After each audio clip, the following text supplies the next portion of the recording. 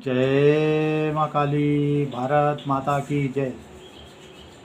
भारतवासियों, कल नाथूराम गोडसे जी का जन्मदिन था। मैं उनको भारत के अंदर अपने एक प्रबल इच्छा शक्ति रखने के लिए उनको जन्मदिन की बधाई देना चाहता हूँ, लेकिन वो अब इस दुनिया में नहीं है। देखिए, गांधी के मर्डर का केस कई जनों पर चला था, लेकिन उसके अंदर 2 ही जनों को सज़ा हुई थी। एक जो नाथूराम गोडसे थे, दूसरे नारायण आप्टे थे। ये दोनों जो थे ना, चित पावन ब्राह्मण थे, चित पावन ब्राह्मण। उसके बाद बहुत दंगे हुए थे पूना में, और कोई कहता है 5,000, कोई कहता है 10,000, कोई कहता है 25,000 ब्राह्मणों का कत्लेआम हुआ था। तो ये गांधी की बहुत बड़ी गद्दारी थी। गांधी देश के लिए सबसे बड़ा एक गद्दार जो होता है ना, देश का सबसे बड़ा गद्दार, उसमें से सबसे नंबर 1 पर गांधी का नाम आता है और दूसरे नंबर पे नेहरू का नाम आता है। देखिए, आज मैं आपको एक बात बताता हूँ। जब पाकिस्तान और भारत का बंटवारा हुआ तो मुसलमानों के लिए पाकिस्तान देश बन गया था, हिंदुओं के लिए भारत। लेकिन गांधी ने कहा नहीं, अब हिंदू वापस नहीं आएंगे और ना ही यहाँ से मुसलमान वापस जाएंगे। अगर ये हुआ तो मैं मर जाऊंगा। तो ये मरता तो था ही नहीं, साली नौटंकियाँ करता रहता था। अब देखिए, इसने बहुत बड़ी बात कही थी हिंदुओं के ऊपर। इसने कहा था, गांधी ने, अगर पाकिस्तान के हिंदू सारे के सारे मर भी जाते हैं ना, सारे के सारे मर जाते हैं, तो मुझे इससे कुछ मतलब नहीं है, मरने दो उनको, कोई वैल्यू नहीं है उनकी।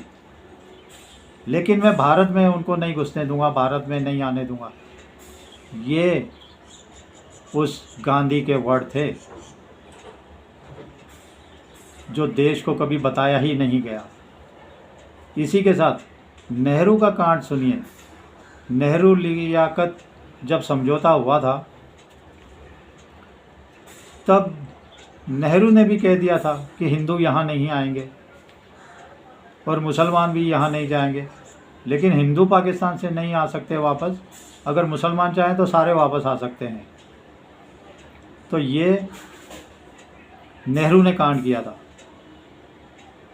और इसका बहुत बड़ा इसके ऊपर जिसने बोला था वो हमारे श्यामा प्रसाद मुखर्जी ने ही बोला था। श्यामा प्रसाद मुखर्जी ने कहा था, ये गांधी जी, आपने हिंदुओं को पाकिस्तान के अंदर मरने, तड़पने और छटपटाने के लिए छोड़ दिया है। वो बहुत भयानक मौत मरेंगे पाकिस्तान के अंदर, ये श्यामा प्रसाद मुखर्जी ने कहा था। तो सोचिए, कैसी सरकारों को भारतवासियों, सनातनियों, आप लोग वोट देते रहे। ये देश के इतने बड़े गद्दार थे। और ये जो गोडसे जी थे, इन्होंने जब इनको कोर्ट में सुनवाई हो रही थी तो उसमें कई प्रश्न चिन्ह उठाए थे जिनको कभी सामने ही नहीं आने दिया कि क्या क्या बातें थी जिनसे मैं मतलब गांधी से घृणा करने लगा था, नफ़रत करने लगा था। लेकिन वो कांग्रेस ने दबाई रखा, कभी सामने ही नहीं आने दिया। और उसमें से एक बात मैं आपको बहुत तगड़ी और विचित्र बात बताता हूँ, आप सुन के हैरान हो जाएंगे। ये जो हिंदू आए थे पाकिस्तान से बेचारे लुट पिट के, उन्होंने दिल्ली के अंदर एक मस्जिद में शरण ले ली थी, उनको रुकाया था। लेकिन ये गांधी देशद्रोही, ये अनशन पर बैठ गया था। ये बोला, हिंदू मस्जिद में कैसे रह सकते हैं, निकालो हिंदुओं को। तो ये हिंदुओं को निकाल के ही उस मस्जिद से माना था, जबकि वो सारी प्रॉपर्टी हिंदुओं की हो चुकी थी। जितने भी मुसलमान छोड़ के गए थे, जितने भी मंदिर मस्जिद थे, वो सब हिंदुओं की प्रॉपर्टी हो चुकी थी। हिंदुओं के घर से ही हिंदुओं को निकाल दिया था इस गांधी ने आमरण अनशन पे बैठ के। और इस एक बात का भी उल्लेख कोर्ट में जब नाथूराम गोडसे जी के ऊपर सुनवाई हो रही थी, ये भी एक बात नाथूराम गोडसे जी ने कही थी। देखिए अलग अलग मैं कहाँ से ढूंढ ढूंढ के आपको कहानियाँ सुनाता हूँ। और दूसरा देखिए कंगना रनौत ने जो ट्वीट किया था एक, समझे, तो उसको नड्डा जी ने कहा था हटा लो, उसने हटा दिया। तो ये जो दलाल है, गद्दार है, कमीना है, सुअर की औलाद है, गंदा इंसान है, सबसे गंदा, समझे ना। जो ध्रुव राठी है, ध्रुव राठी ने कहा था अरे डर गई डर गई डर गई, कौन अपना ट्वीट हटाते हैं ऐसे।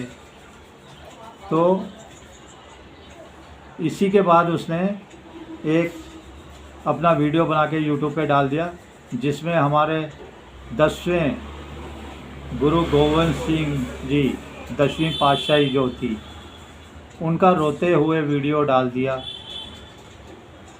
रोते हुए एनिमेटेड वीडियो AI से बनाकर वीडियो डाल दिया। और उस पर गुरुद्वारा प्रबंधक कमेटी सारे सिख भड़क गए। उन्होंने कहा जो हमारे इतने 10वीं पातशाही है, 10वें पातशाह थे, उनके बच्चे शहीद हो गए, वो तब नहीं रोए तो ऐसे कैसे वो रोएंगे। तो इस दलाल ने कहा नहीं, मैं तो वैसे वीडियो ही नहीं बना सकता। तो ये सिख बहुत ध्रुव राठी का गुणगान करते हैं, बहुत उसकी बल्ले बल्ले काटते हैं, जो देश को गालियां देता रहता है। तो अब इस दलाल ने वो हटा दिया जो फ़ोटो डाली थी, और माफ़िया मांगता फिरता है। अभी ये कंगना रात को कह रहा था कि डर के तुमने हटा दिया ये वीडियो। तो ऐसे ऐसे दलाल भारत में बैठे पड़े हैं, मैं बता रहा हूँ। और साथियों अभी वक्फ बोर्ड पे सुनवाई चल रही है, ये सारे दलाल देखो, उसका वीडियो भी सामने आया सुप्रीम कोर्ट में जो सुनवाई चल रही है। इसके अंदर एक एक वकील के पीछे 10-10, 20-20 और वकील खड़े हैं बताने के लिए, एक एक पर्ची, एक एक कागज़ लेके। तो पहले सिर्फ 3 बिंदुओं पे सुनवाई होनी थी, तो ये खुद ही कपिल सिब्बल या अभिषेक मनु सिंघवी ये सब फंसते जा रहे हैं। बोले नहीं, हम तो पूरे वक्फ बिल पे अब सुनवाई चाहते हैं, हम पूरे वक्फ बिल पे सुनवाई चाहते हैं। जज साहब ने बोला कितना टाइम, बोले सोमवार को भी सुनो। तो ये समझ चुके हैं कि हम हार चुके हैं, ये सरकार जीत चुकी है जिसको आपने वोट दिया था। तो इसके पीछे कितने वकील लगे हुए हैं देखिए, इसमें से मेन में राजीव धवन, सलमान खुर्शीद, मनु, अभिषेक सिंघवी, कपिल सिब्बल, ऐसे, और इनके पीछे और 20-20 वकील खड़े हैं। मतलब 100-125 वकीलों की फ़ौज खड़ी है, लेकिन ये कुछ नहीं कर सकते। अभी कोर्ट ने इनसे पूछा कि ये क्या रजिस्ट्रेशन का पहले प्रावधान नहीं था क्या? बोले था। फिर 1923 की, 1930 की, 1954 की बातें बताने लग गया हैं। नहीं, रजिस्ट्रेशन तो था, फिर क्यों नहीं कराया? ये मतलब अभी वो शक पका गया है, पक पका गया है, अब उनसे बोलने को कुछ नहीं होता। तो ये देखिए, उसके ऊपर तुषार मेहता हमारे जो वकील हैं सरकारी, उन्होंने एतराज़ जताया। पहले 3 बिंदुओं पे सुनवाई होनी थी, अब ये कह रहे हैं क्या है, मतलब ये इस बिल को लटकाना चाहते हैं साथियों। तो चलिए, एकदम अंधेरा हो गया है, बिल्कुल बादल छा गए हैं। मैं न्यू बॉम्बे में बैठा हुआ हूँ, उल्वे में। अंधेरे की वजह से वीडियो को रोकता हूँ, और बारिश भी शुरू हो गई है, बोलते बोलते बारिश शुरू हो गई है। इसी के लिए चलिए अभी अगले वीडियो में, लेकिन भारत सरकार की वक्फ बिल पे जीत होने वाली है। चलिए, भारत माता की जय। जय श्री राम, जय श्री हनुमान, वंदे मातरम। जय हिंद साथियों। आपके एक वोट की कीमत है, एक वोट आपका बहुत कीमती है। जय हिंद।